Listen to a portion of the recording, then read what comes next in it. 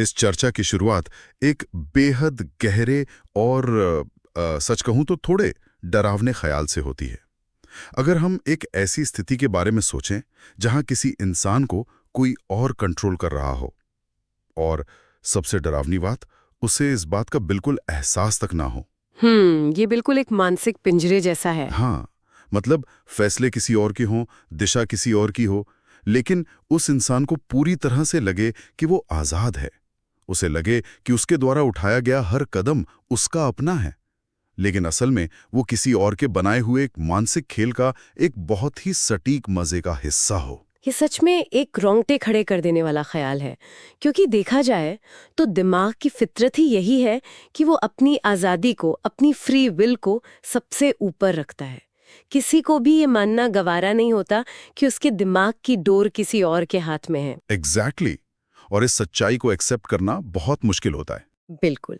लेकिन जब हम इस भ्रम को, इस इल्यूजन को ध्यान से देखते हैं तो रियलिटी बहुत अलग और थोड़ी डिस्टर्बिंग नजर आती है। और आज की इस चर्चा में हम इन किताबों के आखिरी पन्नों तक जाएंगे ताकि इस भ्रम को पूरी तरह से तोड़ा जा सके। आज हमारा विषय माइकल पेस की मशहूर किताब डॉग साइकोलॉजी 101 के आखिरी और सबसे एडवांस चैप्टर्स पर आधारित है। राइट, जो कि इस पूरी सीरीज का सबसे क्रूशियल हिस्सा है। सही कहा। इस चर्चा में हम सिर्फ बचाव के आम तरीके नहीं जानेंगे, हम उन इनविजिबल इन्फ्लुएंसेस, उन अदृश्य मानसिक जंजीरों की बात करेंगे जो किसी को भी इस खेल का मास्टर बना सकते हैं। हम देखेंगे कि कैसे बिना किसी फिजिकल फोर्स के दिमाग को पूरी तरह से काबू किया जा सकता है। यहाँ एक बात शुरुआत में ही साफ कर देना जरूरी है। इस डीप डाइव का मकसद यहाँ डर का माहौल बनाना या किसी को परेशान करना बिल्कुल नहीं है। हाँ हाँ, हमारा काम डराना नहीं है। राइट, मकसद सिर्फ सच्चाई को एक्सपोज करना है, उस मैकेनिज्म को समझना है। क्योंकि एक बार जब दिमाग को ये समझ आ जाता है कि पर्दे के पीछे खेल कैसे चल रहा है, तो कोई भी शातिर से शातिर मैनिपुलेटर किसी के भी दिमाग में एक छोटी सी दरार तक नहीं डाल पाएगा। ये जानकारी ही ढाल बन जाती है। तो चलिए एक आम जिंदगी की कहानी से इसकी शुरुआत करते हैं ताकि ये सीधे रियल लाइफ से जुड़ सके। एक कहानी है अली और समीर की। अली एक बेहद सीधा, सिंपल इंसान था। वो उन लोगों में से था जो दुनिया को अपनी ही तरह साफ दिल समझते हैं और सब पर जल्दी भरोसा कर लेते हैं। उसकी लाइफ एक नॉर्मल पेस पर चल रही थी। फिर उसकी जिंदगी में समीर आता है। समीर बेहद स्मार्ट, चार्मिंग और लोगों की साइकोलॉजी को समझने में माहिर था। ये कॉम्बिनेशन हमेशा शुरुआत में बहुत अट्रैक्टिव लगता है। बिल्कुल। शुरू में समीर ने अली को बहुत मोटिवेट किया। अली के हर छोटे बड़े काम में समीर ने उसकी मदद की। अली को लगने लगा कि समीर के रूप में उसे दुनिया का सबसे अच्छा दोस्त मिल गया है। अगर इसे ध्यान से देखा जाए तो यहाँ तक सब कुछ एक आम दोस्ती जैसा ही लगता है। एक परफेक्ट शुरुआत जहाँ एक इंसान दूसरे को सपोर्ट कर रहा है, इसमें कुछ गलत नहीं दिखता। पर कहानी यहां से अपना रास्ता बदलती है। धीरे धीरे अली के फैसले समीर के फैसले बनने लगे। शुरू में ये छोटी चीजों में हुआ, जैसे कहाँ खाना खाना है या वीकेंड पर क्या करना है। पर धीरे धीरे अली का अपना कॉन्फिडेंस कम होने लगा। ये एक बहुत स्लो और इनविजिबल प्रोसेस होता है। हाँ, वो हर बड़े फैसले के लिए समीर पर डिपेंड होने लगा। सबसे खतरनाक बात यह थी कि अली ने अपना खुद का सोचना, अपना इंडिपेंडेंट थॉट प्रोसेस ही बंद कर दिया था। उसे अभी भी यही लगता था कि वो अपने फैसले खुद ले रहा है, पर असल में समीर उसके दिमाग के अंदर पूरी तरह से बैठ चुका था। और यही डार्क साइकोलॉजी का सबसे बड़ा राज है। इंसान को कंट्रोल फोर्स से नहीं किया जाता। किसी पर चिल्लाकर या उसे डराकर कंट्रोल करना एक बहुत ही पुराना और बेकार तरीका है। तो नया तरीका क्या है? असली कंट्रोल शेपिंग से आता है। मैनिपुलेटर दिमाग के वायर्स को दोबारा सेट कर देता है। एक इनविजिबल केज, एक अदृश्य पिंजरा बनाया जाता है जिसके अंदर इंसान को लगता है कि वो उड़ रहा है, पर वो उड़ उसी पिंजरे में रहा होता है। मेरा दिमाग तो ये सोचकर घूम रहा है। चलिए इसको थोड़ा और समझते हैं। दिमाग की वायरिंग चेंज करना सुनने में आसान लगता है, पर प्रैक्टिकली ये होता कैसे है? एक इंसान किसी दूसरे इंसान की पूरी सोच को कैसे बदल सकता है? इसके लिए एक बेहद असरदार तरीका अपनाया जाता है जिसे पुश पुल मेथड कहते हैं। अगर हम इसके बेसिक न्यूरोसाइंस या साइकोलॉजी को समझें तो ये सीधे दिमाग के रिवॉर्ड सिस्टम पर अटैक करता है। रिवॉर्ड सिस्टम मतलब डोपामिन वाला हिस्सा? एग्जैक्टली। पहले मैनिपुलेटर सामने वाले को बहुत ज्यादा अहमियत देता है। वो उसकी हर छोटी बात पर ध्यान देगा, तारीफ करेगा, उसे दुनिया का सबसे खास शख्स फील कराएगा। इस फेज को पुल कहते हैं। इस वक्त दिमाग में डोपामीन और सेरोटोनिन जैसे फील गुड केमिकल्स रिलीज होते हैं। तो मतलब उस इंसान को उस अटेंशन की, उस वैलिडेशन की आदत पड़ जाती है। एक ऐसी स्थिति जहां दिमाग को लगातार एक खुशी का डोज मिल रहा है। पर फिर मैनिपुलेटर इस डोज को क्यों रोक देता है? उसे तो अपना कंट्रोल और मजबूत करना चाहिए ना। यही वो सबसे बड़ा ट्विस्ट है। अगर लगातार डोज मिलता रहेगा तो इंसान रिलैक्स हो जाएगा, पर मैनिपुलेटर को रिलैक्सेशन नहीं, बेचैनी चाहिए। इसलिए अचानक बिना किसी वजह के मैनिपुलेटर रूड हो जाता है, ये दूरी बना लेता है। अचानक से इग्नोर करना शुरू कर देता है। हाँ, उसे इग्नोर करने लगता है। ये है पुश। अचानक जब ध्यान और तारीफ बंद हो जाती है तो दिमाग उस डोपामीन के लिए तरसने लगता है। इस अनसर्टेनिटी में दिमाग पैनिक मोड में चला जाता है। इंसान उस मैनिपुलेटर को वापस पुल करने की कोशिश में पागल होने लगता है। लेकिन एक सवाल है, ये बार बार ऊपर नीचे करने से, इस इमोशनल रोलर कोस्टर से मैनिपुलेटर को आखिर मिलता क्या है? वो बस एक सीधी बात क्यों नहीं कहता? इंसान को इस पानी की स्टेट में रखने का मकसद क्या है? असली मकसद थकाना है, मेंटल एग्जॉस्शन। जब दिमाग एक ऐसी कश्मकश में होता है जहां वो लगातार सोच रहा है कि मुझसे क्या गलती हुई, उसने ऐसा क्यों कहा, तो वो अपनी सारी एनर्जी बर्न कर देता है। उसके पास लॉजिकल थिंकिंग के लिए ताकत ही नहीं बचती। ओह वाओ, मतलब दिमाग इतना थक जाता है कि वो लॉजिक भूल जाता है। बिल्कुल, एक थका हुआ दिमाग सवाल करना बंद कर देता है। वो बस उस बेचैनी को खत्म करना चाहता है और इसके लिए वो मैनिपुलेटर की हर शर्त मानने को तैयार हो जाता है। इसलिए इस साइकोलॉजिकल ट्रैप से बचने का एक लौता रास्ता यही है कि उनके पुश पर रिएक्ट करना बंद कर दिया जाए। रिएक्शन ही ना देना, ये बहुत पावरफुल बात है। हाँ, जब सामने वाला दूर जाए तो पैनिक ना हो। रिएक्शन ना देना ही सबसे बड़ा बचाव है। पर यहाँ मेरे दिमाग में एक और सवाल आता है, ये लोग दिखते कैसे हैं? अगर कोई इतना बड़ा मेंटल गेम खेल रहा है तो उसे तो भीड़ में अलग ही पहचाना जाना चाहिए। पर अक्सर ऐसे मैनिपुलेटर्स अलग नहीं दिखते, बल्कि बिल्कुल आम लोगों जैसे, या कहूं तो बिल्कुल हमारे जैसे बन जाते हैं। इसे साइकोलॉजिकल टर्म्स में कमीलियन माइंडसेट कहते हैं। जैसे एक गिरगिट अपने बचाव या शिकार के लिए अपना रंग बदलता है, वैसे ही एक प्रोफेशनल मैनिपुलेटर एक मास्क पहनता है। एक भेरूपिया। सही कहा। वो कभी अपना असली चेहरा नहीं दिखाते। वो आसपास के लोगों की वैल्यूज, उनके बोलने का लहजा, उनकी रिलीजियस बिलीव्स और यहाँ तक कि पसंद नापसंद इतनी सफाई से कॉपी करते हैं कि सामने वाले को एक सोलमेट वाली फीलिंग आती है। ये तो बिल्कुल सोशल मीडिया के किसी एल्गोरिदम जैसा हो गया। जैसे कोई ऐप ट्रैक करता है कि एक इंसान को कौन से वीडियोस पसंद है और फिर वही फीड करता है ताकि वो ऐप बंद ना करे। ये बेहद सटीक एनालॉजी है। यहाँ मैनिपुलेटर एक वॉकिंग टॉकिंग एल्गोरिदम बन जाता है, जो बिल्कुल वही दिखाता है जो सामने वाला देखना चाहता है। इंसान की नेचुरल साइकोलॉजी यही है कि वो उस चीज या उस इंसान पर ज्यादा विश्वास करता है जो उसके जैसा होता है, जिसके विचार उससे मिलते हैं। मैनिपुलेटर्स इस साइकोलॉजिकल अफिनिटी का फायदा उठाते हैं। वो एक मिरर इमेज बन जाते हैं। और जैसे ही उस इंसान को लगता है कि सामने वाला पूरी तरह उसके जैसा है, तो उसके दिमाग के लॉजिकल फिल्टर्स गिर जाते हैं। पर यहाँ एक प्रैक्टिकल उलझन है। एक सच्चा हमसफर, एक रियल फ्रेंड जो सच में आपके जैसा हो, और एक कमीलियन मैनिपुलेटर के बीच का फर्क कैसे पहचाना जाए? ये बहुत अच्छा सवाल है। फर्क समझने के लिए मकसद यानी उसके वाय पर ध्यान देना होगा। एक सच्चा इंसान सामने वाले की पसंद की इज्जत करेगा, पर उसकी अपनी एक ठोस पहचान होगी। वो कुछ बातों पर सहमत होगा और कुछ पर असहमत। मतलब उसका अपना एक वजूद होगा। एग्जैक्टली। लेकिन एक मैनिपुलेटर हमेशा टू परफेक्ट लगेगा। हो सकता है वो सिर्फ एक मास्क पहने हो, उसका अपना कोई वजूद, कोई इंडिपेंडेंट थॉट नहीं दिखेगा। वो बस एक परफेक्ट रिफ्लेक्शन होगा ताकि वो पूरा ट्रस्ट गेन कर सके। और जैसे ही वो ट्रस्ट मिल जाता है, तब शुरू होता है अगला फेज, जिसे आइडेंटिटी कंट्रोल कहते हैं। आइडेंटिटी कंट्रोल, इसको जरा रियल वर्ल्ड के एक एग्जाम्पल से डिकोड करते हैं। मीरा की ऑफिस वाली कहानी इसे बिल्कुल खुलकर रख देती है। मीरा एक नई कंपनी में आई थी। वो बहुत कॉन्फिडेंट, केपेबल और अपने काम में माहिर थी। उसका ट्रैक रिकॉर्ड ब्रिलियंट था, पर उसके नए मैनेजर ने कभी सीधे तौर पर उस पर चिल्लाकर अटैक नहीं किया। उसने कभी उसे इनकॉम्पिटेंट नहीं कहा, पर उसने हमेशा ऐसी बातें और जुमले इस्तेमाल किए जैसे तुमसे शायद ये प्रोजेक्ट नहीं हैंडल होगा, या फिर तुम्हारी अप्रोच इस टीम के लिए फिट नहीं है। हाँ, या तुम इसको ओवर कॉम्प्लिकेट कर रही हो।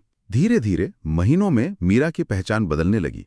मीरा ने खुद को वैसा ही देखना शुरू कर दिया जैसा उसका मैनेजर चाहता था। और यहाँ ध्यान देने वाली बात यह है कि मीरा को पता ही नहीं चला कि उसकी पहचान कब बदल गई। एक समय आ गया जब उसे हर ईमेल भेजने से डर लगने लगा। बिना किसी फिजिकल फोर्स या डिसिप्लिनरी एक्शन के, सिर्फ शब्दों के लगातार प्रहार से उसका कॉन्फिडेंस ग्राउंड जीरो पर आ गया। सिर्फ वर्ड से। यही आइडेंटिटी कंट्रोल की सबसे बड़ी ताकत है। मैनिपुलेटर ने बाहर की दुनिया नहीं बदली, उसने मीरा के अंदर बैठी उसकी खुद की इमेज को हैक कर लिया। जब कोई लगातार और बेहद शांति से आपको ये बताता है कि आप क्या हैं, तो दिमाग धीरे धीरे उस नई आइडेंटिटी को एक्सेप्ट कर लेता है। शब्दों को एक इनविजिबल हथियार बनाया जाता है ताकि इंसान अपनी एक क्षमता पर शक करने लगे। ये बहुत डीप है, पर जब किसी का कॉन्फिडेंस इस हद तक टूट जाता है तो मैनिपुलेटर अपनी उस जीत को बरकरार रखने के लिए शब्दों का और क्या इस्तेमाल करता है। यहाँ एक और कॉन्सेप्ट की बात आती है जिसे सिमेंटिक मैनिपुलेशन कहते हैं। पर पहले ये समझते हैं कि आखिर ये सिमेंटिक मैनिपुलेशन होता क्या है। क्या ये लोग सीधे सीधे झूठ बोलते हैं? नहीं, ये सीधे झूठ नहीं बोलते, क्योंकि सीधा झूठ पकड़ा जाता है। सिमेंटिक मैनिपुलेशन का मतलब है भाषा और शब्दों की ऐसी जादूगरी जहां कॉन्टेक्स्ट को ही पलट दिया जाता है। कंटेक्स्ट ही बदल देना। हाँ, एक मैनिपुलेटर बात को इस तरह घुमाता है कि शुरुआत किसी और की गलती से होती है, पर अंत में डिबेट का सेंटर पॉइंट बदल जाता है और गुनहगार कोई और ही बन जाता है। तो इसमें मैनिपुलेटर किस तरह की भाषा यूज करता है? क्योंकि अक्सर ऐसे जुमले कितने फैमिलियर लगते हैं हमारी आम जिंदगी में। इनके जुमले बहुत नपे-तुले होते हैं। जैसे अगर सामने वाला कहे कि मुझे तुम्हारी बात से तकलीफ हुई, तो मैनिपुलेटर जवाब देगा, तुम हर चीज को इतना सीरियसली क्यों लेती हो? तुम बहुत सेंसिटिव हो, मेरा वो मतलब ही नहीं था। अरे हाँ, ये तो सबने कभी ना कभी सुना होगा। या फिर वो कहेंगे, तुम हमेशा सिचुएशन को आउट ऑफ प्रोपोर्शन ब्लो करते हो।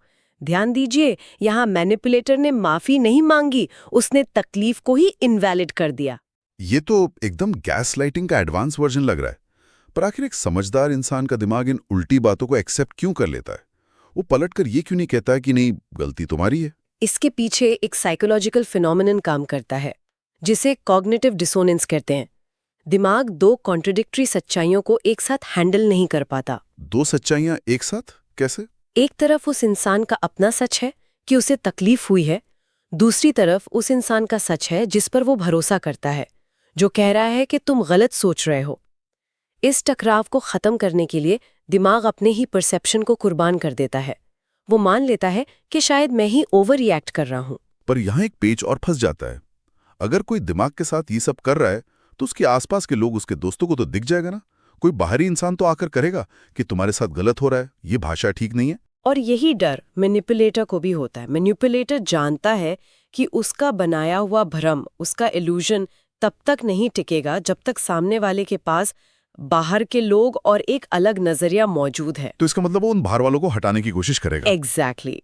इसलिए आइडेंटिटी कंट्रोल और सिमेंटिक मैनिपुलेशन कभी अकेले काम नहीं करते। इनके साथ आती है तीसरी और सबसे क्रूशियल टेक्निक, जिसे हम आइसोलेशन या अकेलेपन की साजिश कहते हैं। आइसोलेशन। आयशा की कहानी को पढ़ना और उसे समझना सच में दिल दहला देने वाला था। आयशा की जिंदगी में उसका बॉयफ्रेंड आया और उसने धीरे धीरे बेहद चालाकी से एक दीवार खड़ी करनी शुरू की। पहले उसने आयशा की बेस्ट फ्रेंड के बारे में छोटी छोटी नेगेटिव बातें बोली। ये प्रोसेस स्टेप बाय स्टेप होती है। फिर उसने परिवार के लिए कहा कि वो लोग हमारे रिश्ते को नहीं समझते। शुरू में उसने हमेशा यही टोन रखा कि मैं सिर्फ और सिर्फ तुम्हारा भला चाहता हूँ, बाकी सब हमारे खिलाफ हैं। और एक वक्त आया जब आयशा के पास अपने कॉलीग्स तक से बात करने की आज़ादी नहीं थी। वो एक भरे हुए शहर में पूरी तरह अकेली हो गई थी। ये सच में सैड है। हाँ, जब किसी को इस तरह से दोस्तों और परिवार से कंप्लीटली कट ऑफ कर दिया जाता है तो उसके दिमाग के पास रियलिटी को चेक करने का कोई मैकेनिज्म नहीं बचता। क्योंकि आयशा के पास सोशल प्रूफ नहीं था। समझिए कि दिमाग दुनिया को समझने के लिए दूसरों के फीडबैक पर निर्भर करता है। जब वो फीडबैक मिलना बंद हो जाता है तो मैनिपुलेटर जो कह रहा है वही इकलौता सच बन जाता है। आइसोलेशन एक ऐसा कमरा है जहां किसी को फिजिकली कैद नहीं किया जाता, पर मानसिक तौर पर वहां सिर्फ एक ही आवाज गूंजती है। इसलिए ये जरूरी है कि कभी भी किसी के लिए अपने पुराने दोस्तों और परिवार को मत छोड़िए। अगर हम इन सभी बातों को जोड़ें तो एक बहुत ही भयानक पिक्चर सामने आती है। आइसोलेशन से इंसान को दुनिया से काटकर अकेला कर दिया जाता है और सिमेंटिक मैनिपुलेशन से उसके अंदर जो थोड़ा बहुत आत्मविश्वास बचा है उस पर लगातार वार किया जाता है। इंसान बाहर से भी अकेला और अंदर से भी टूटा हुआ। इसलिए अकेलेपन को कभी रोमांटिसाइज नहीं किया जाना चाहिए। अगर कोई कहे कि हमें किसी की जरूरत नहीं, तो ये सबसे बड़ा डेंजर साइन है। अपने सपोर्ट सिस्टम को खोना मैनिपुलेशन का सबसे आसान शिकार बनना है। पर कहानी यहाँ खत्म नहीं होती, राइट? नहीं, कभी कभी जब इंसान लॉजिकल तरीके से सोचने की कोशिश करता है या जब उसे सच्चाई थोड़ी थोड़ी दिखने लगती है, तो मैनिपुलेटर अपना अगला पत्ता फेंकता है। जब लॉजिक काम ना आए, तब सीधा इमोशंस पर हमला होता है। ये है where it gets really interesting. Logic को बायपास करके सीधा इमोशंस पर हमला, जिसे हम इमोशनल हुक्स कहते हैं। पर क्या लॉजिक सच में इमोशंस के आगे इतना कमजोर है? बिल्कुल। इंसान बुनियादी तौर पर जज्बात का बना है। लॉजिक उसके लिए सेकंड नेचर है। इमोशनल हुक्स सीधे इंसान की कमजोरियों पर टारगेट करते हैं, और ये मुख्यतः 3 तरीके से काम करते हैं। वो 3 तरीके कौन से हैं? पहला है गिल्ट, यानी अपराध बोध। जैसे मैंने तुम्हारे लिए इतना कुछ कुर्बान किया, अपना करियर छोड़ दिया, और तुम मेरे लिए ये छोटा सा काम नहीं कर सकते। गिल्ट एक इंसान को लगातार कर्जदार महसूस कराता है। और दूसरा तरीका? दूसरा है फियर, यानी डर। अगर तुमने मेरी बात नहीं मानी तो इसका अंजाम अच्छा नहीं होगा, या मैं इस रिश्ते को तोड़ दूंगा। एक डरा हुआ दिमाग फ्रीज हो जाता है, वो सोच नहीं पाता। और तीसरा? तीसरा है अटैचमेंट। इस पूरी दुनिया में सिर्फ मैं ही हूं जो तुम्हें वाकई समझता है। तुम्हारे परिवार वाले भी तुम्हें नहीं समझते। ये अटैचमेंट एक ऐसी डिपेंडेंट स्थिति पैदा कर देती है जहां इंसान सोचता है कि इसके बिना मैं सर्वाइव ही नहीं कर पाऊंगा। ये टेक्निक सिर्फ एक कमरे के अंदर या आम रिश्तों तक सीमित नहीं है। आजकल हम अपने आसपास, खासकर डिजिटल दुनिया में देखते हैं कि सोशल मीडिया इन्फ्लुएंसर्स भी इसी साइकोलॉजी का बेहद चालाकी से इस्तेमाल करते हैं। हाँ, ये एक बहुत बड़ा एग्जाम्पल है। वो एक ऐसी परफेक्ट लाइफस्टाइल दिखाते हैं, ऐसे नैरेटिव सेट करते हैं जिससे हमारे दिमाग में एक आवाज पैदा होती है कि मेरी जिंदगी में कुछ कमी है या मैं इनफ नहीं हूं। ये गिल्ट और फियर ऑफ मिसिंग आउट का परफेक्ट मिक्स है। ये मास प्रोग्रामिंग ही तो है, जहां लगता है फैसला हमारा है, पर हम बस हुक का शिकार होते हैं। ये मॉडर्न डॉग साइकोलॉजी का सबसे बड़ा और प्रैक्टिकल एग्जाम्पल है। आपकी पसंद आपकी नहीं डिजाइन की गई होती है। पर आइए वापस एक टू एक मैनिपुलेशन पर चलते हैं, जहां एक बेहद एडवांस्ड और डार्क कॉन्सेप्ट आकर हमें रोकता है, जिसे एंकर टेक्निक कहते हैं। The anchor technique. ये सुनने में किसी साईफाई मूवी के कॉन्सेप्ट जैसा लगता है, जैसे दिमाग के सॉफ्टवेयर को हैक करके कोई नया कोड डाल दिया गया हो। ये एंकर आखिर होता क्या है और काम कैसे करता है? ये सच में किसी हैक से कम नहीं है, और इसका बेसिस है क्लासिकल कंडीशनिंग। एक छोटे से उदाहरण से समझें तो अगर हम किसी खुशबू को सूंघते हैं और अचानक हमें अपने बचपन की कोई याद आती है, वो स्मेल एक एंकर है। मैनिपुलेटर इस नेचुरल प्रोसेस को वेपनाइज करता है। वेपनाइज कैसे? जब कोई इंसान किसी गहरे दुख, रोने की स्थिति या हेल्पलेसनेस के वक्त से गुजर रहा होता है, तब उसकी मेंटल वॉल्स गिरी होती हैं। उस वक्त मैनिपुलेटर एक मखसूस फिजिकल टच, जैसे कंधे को एक खास तरीके से दबाना या एक खास शब्द का इस्तेमाल करता है। तो दिमाग उस कमजोरी के पल को उस टच या उस शब्द के साथ परमानेंट लिंक कर लेता है, जैसे कंडीशन सेट हो गई हो, एक धुन और पुरानी याद जैसा रिलेशन। बिल्कुल। और इसका खतरनाक हिस्सा अब आता है। अगली बार, चाहे सालों बाद ही क्यों ना हो, जब उस मैनिपुलेटर को अपना कंट्रोल वापस चाहिए और लॉजिक काम नहीं आ रहा, तो वो बिना किसी बात के वही टच या वही खास कंधे का दबाव रिपीट करता है। और दिमाग उसी स्टेट में चला जाता है। हाँ, दिमाग लॉजिकली नहीं समझता कि क्या हुआ, पर वो ऑटोमेटिकली वापस उसी हेल्पलेसनेस, उसी दुख और कमजोरी वाली स्थिति में स्लाइड कर जाता है। इंसान वापस बच्चा बन जाता है, कंप्लीटली वल्नरेबल। ये बहुत ही ज्यादा हैरान और बेचैन करने वाला है कि कोई इंसान किसी दूसरे के दिमाग में इस तरह एक फिजिकल बटन इंस्टॉल कर सकता है। इससे एक बड़ा सवाल खड़ा होता है कि इस मेंटल बटन को किसी और के हाथ में जाने से रोका कैसे जा सकता है? इन मेंटल ट्रैप से लोग खुद को कैसे बचा सकते हैं? इस सवाल का जवाब शुरू होता है एक बहुत ही कड़वे सच से। ये मानना मुश्किल है, पर सच यही है कि सबसे बड़ा मैनिपुलेटर अक्सर वही होता है जो सबसे अच्छा दिखता है, जो सबसे ज्यादा हेल्पफुल होता है और जो लाइफ में सबसे ज्यादा करीब होता है। क्योंकि अनजान पर हम पहले से ही अलर्ट होते हैं। एग्जैक्टली। वो कोई दूर खड़ा बुरा इंसान नहीं होता, क्योंकि अनजान लोगों पर दिमाग पहले ही अलर्ट रहता है। दिमाग अपना सबसे बड़ा फिल्टर वहां गिराता है जहां उसको भरोसा होता है। मतलब दुश्मन दीवार पर नहीं, किले के अंदर मौजूद हो सकता है। ये सच में बेचैन करने वाली बात है। तो चलिए अब उस दिशा में बढ़ते हैं जहां इंसान इस खेल को पलट सके। जो समस्या हमने खोली है उसके समाधान की बात करते हैं। डिफेंस के 4 बुनियादी नियम क्या हैं? ये 4 नियम दिमाग को दोबारा एक अभेद दीवार में तब्दील करने के लिए है। पहला नियम है सेल्फ अवेयरनेस।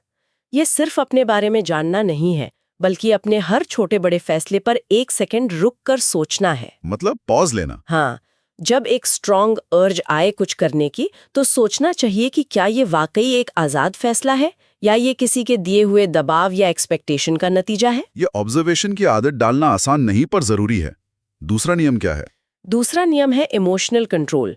जब कोई सामने से गिल्ट या फियर का वेपन यूज करे तो वहीं रुक जाएं, एसटीओपी करें, थिंक करें और एक लंबी सांस लें। फौरन रिएक्ट ना करना, गुस्से या रोने को कंट्रोल करके चुप रह जाना ही मैनिपुलेटर पर सबसे बड़ा काउंटर अटैक है। उन्हें रिएक्शन नहीं मिलेगा तो आग नहीं जलेगी। सही कहा। तीसरा और सबसे जरूरी नियम है बाउंड्रीज। नो कहना सीखना। दुनिया में जो इंसान एक ना सुनकर नाराज होता है या तकलीफ मानता है, वो असल में आजादी की इज्जत नहीं करता, बल्कि अपना कंट्रोल खोने से डरता है। नो अपने आप में एक पूरा सेंटेंस है, उसके बाद किसी एक्सप्लेनेशन की जरूरत नहीं होनी चाहिए। बिल्कुल। और चौथा नियम है इंडिपेंडेंट थिंकिंग। किसी को भी ब्लाइंडली फॉलो ना करना, चाहे वो कितना भी बड़ा अथॉरिटी फिगर हो या करीबी हो। उसकी बातों को क्रॉस चेक करना, सवाल पूछना और अपना लॉजिक ढूंढना सबसे बड़ी मानसिक ढाल है। इन 4 नियमों के आधार पर इस किताब में एक बेहद खास और प्रैक्टिकल एक्सरसाइज दी गई है जिसे नोटबुक एक्सरसाइज कहते हैं। हाँ, ये एक 5 स्टेप का एक्शन प्लान है। ये सिर्फ पढ़ने के लिए नहीं, मेंटली फॉलो करने के लिए है। स्टेप 1, अपनी जिंदगी में इस वक्त सबसे ज्यादा इन्फ्लुएंस करने वाले 3 लोगों के नाम अपने दिमाग या पेपर पर क्लियर लिखें। और फिर स्टेप 2 में उनके नाम के आगे बहुत ईमानदारी से सोचें और लिखें कि क्या उनकी मौजूदगी ताकत देती है, यानी एम्पावर करती है, या वो हमेशा किसी ना किसी तरह कंडीशंस और कंट्रोल लगाते हैं। स्टेप 3 है पैटर्न्स को आइडेंटिफाई करना। ध्यान से उस हिस्ट्री को देखना कि क्या उनमें से कोई लगातार गिल्ट, डाउट या इमोशनल डिपेंडेंस का साइकिल चला रहा है। और यहां आता है स्टेप 4। हाँ, जिसमें कहा गया है कि जो लोग ग्रोथ रोक रहे हैं उनसे दूरी बनाना। और इंस्ट्रक्शन है no excuses, no emotions. 1 minute, मैं यहाँ इस एक्सरसाइज के स्टेप 4 पर थोड़ा रुकना चाहूंगा, क्योंकि मुझसे रहा नहीं जा रहा है इस पर पुशबैक किए बिना इमोशन के दूरी बनाना या नो इमोशंस। क्या ये सीरियसली प्रैक्टिकल लग रहा है? एक इंसान जज्बातों का ही तो बना है। जो लोग करीब हैं, जिनके साथ सालों बिताए हैं, उनसे अचानक दूरी बनाना बिना किसी दुख या गिल्ट के, ये तो ऑलमोस्ट इम्पॉसिबल लगता है। ये जो उलझन आपने उठाई है, ये बेहद प्रैक्टिकल और पूरी तरह जायज है। दिमाग वहीं सबसे ज्यादा सरेंडर करता है। इमोशनलेस होना आसान नहीं है, पर यहाँ नो इमोशंस होने का एक ठोस साइंटिफिक और साइकोलॉजिकल रीजन है। वो रीजन क्या है? ध्यान दीजिए कि मैनिपुलेटर ने शुरू से कंट्रोल किस चीज से किया था? इमोशन से, गिल्ट, फियर और अटैचमेंट के जरिए। अगर दूर होते वक्त एक इंसान ने अपने दिमाग का इमोशनल दरवाजा खुला छोड़ा, तो मैनिपुलेटर एग्जैक्ट उसी वीकनेस पर अपना आखिरी और सबसे खतरनाक वार करेगा। वो रोएगा, माफी मांगेगा, पुरानी यादें दिलाएगा। तो फिर क्या करना चाहिए? इसे आसान नहीं, पर एक अनअवॉइडेबल सर्जरी की तरह समझना होगा, जिसमें फिजिकली दर्द तो बहुत होता है, पर वो सड़ी हुई जगह को काट कर निकालने और पूरी जान बचाने के लिए की ही जाती है। हाँ, ये सर्जरी वाला एग्जाम्पल पूरी पिक्चर को क्रिस्टल क्लियर कर देता है। दर्द होगा, पर वो हीलिंग प्रोसेस, इंडिपेंडेंट बनने का एक जरूरी हिस्सा है। उसके बाद ही स्टेप 5 पर जा सकते हैं, जहां एक सॉलिड एक्शन प्लान बनता है और एक लाइन को पक्का करना होता है कि मैं अपनी लाइफ का कंट्रोल किसी और को नहीं दूंगा। दुनिया में कोई भी इंसान जिसके साथ कभी भी मैनिपुलेशन हुआ है या अभी हो रहा है, वो कमजोर, ब्रोकन या हारा हुआ नहीं होता। वो सिर्फ अनअवेयर होता है, राइट? सही कहा, वो अनअवेयर थे।